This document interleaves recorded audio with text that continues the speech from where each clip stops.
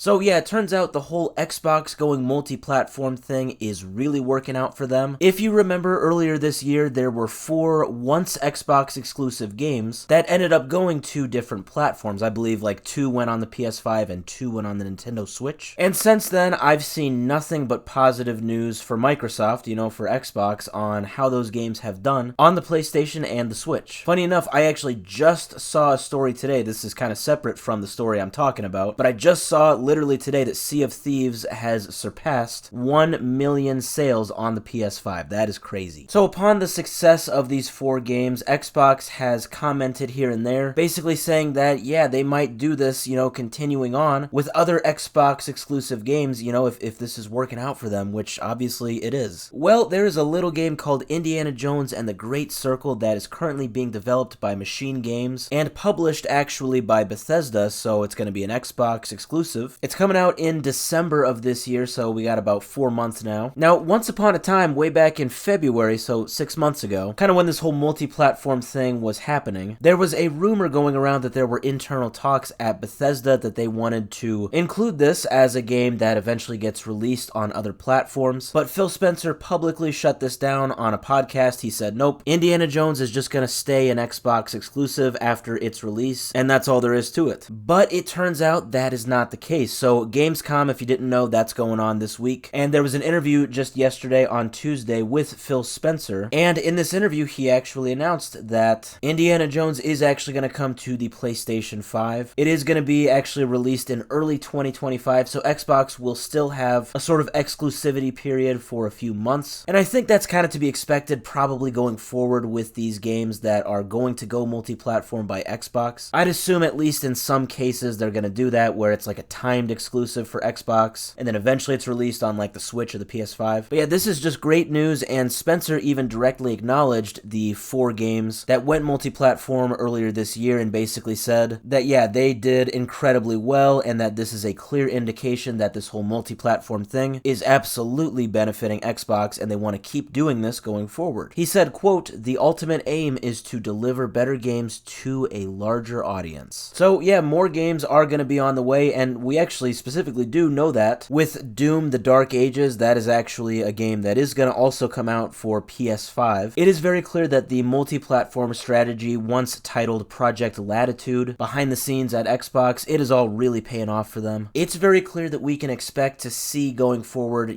these Xbox exclusives coming to other consoles, and I really even think we're going to see this with classic Xbox games like Halo and Gears of War. I think some of those like remasters or like bundles will eventually make their way to the PlayStation 5. That's even been a huge rumor recently that like the next big Halo project is going to be like another Halo Combat Evolved remaster, and they're going to drop that on the PS5. That specifically, of course, is speculation, but generally we do know that clearly this is working for Xbox. They've acknowledged that it's working for them, and they have now indicated that they have every intention to keep doing this with future Xbox games. So it's just all around a great thing, and I really, really hope, I think I speak for a lot of other people too when I say that I really hope that Sony and PlayStation follow suit. And of course Nintendo too, but I won't hold my breath on that one.